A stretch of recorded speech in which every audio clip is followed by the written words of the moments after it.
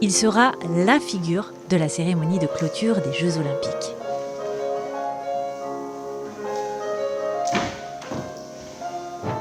Arthur Cadre, 32 ans, artiste pluridisciplinaire, entre breakdance, acrobatie et contorsion, promet un spectacle que l'on n'a pas l'habitude de voir en France.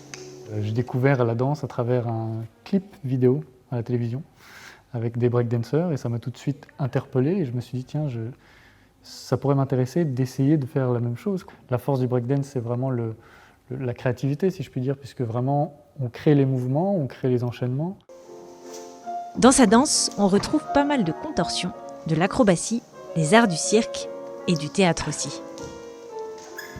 Sans oublier un peu de ballet, de tap dance ou encore du free running qui consiste à se servir de son corps pour passer des obstacles en milieu urbain. Je fais beaucoup de choses différentes, de la danse, du cirque, un petit peu de théâtre. Je mélange beaucoup d'aspects d'art du mouvement et d'art visuel ensemble.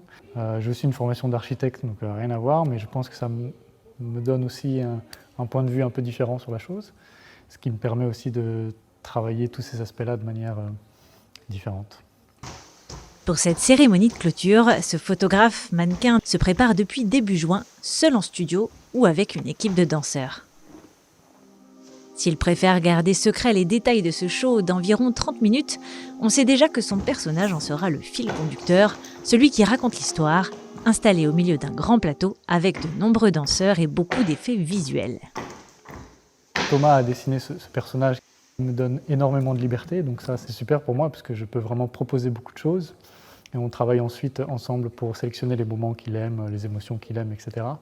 Mais effectivement, c'est un personnage qu'on développe de A à Z, donc il y a un état d'esprit, une manière de marcher. Il y a beaucoup de choses qui viennent avec ce personnage-là, et tout ça, ça prend beaucoup de temps à développer. La cérémonie de clôture n'aura évidemment rien à voir avec la cérémonie d'ouverture du 26 juillet dernier, qui célébrait la Seine et ses monuments emblématiques. Ce 11 août, il s'agira plutôt d'une dystopie, selon les propres termes de son maître d'œuvre Thomas Joly, qui racontera la disparition des Jeux Olympiques et leur refondation.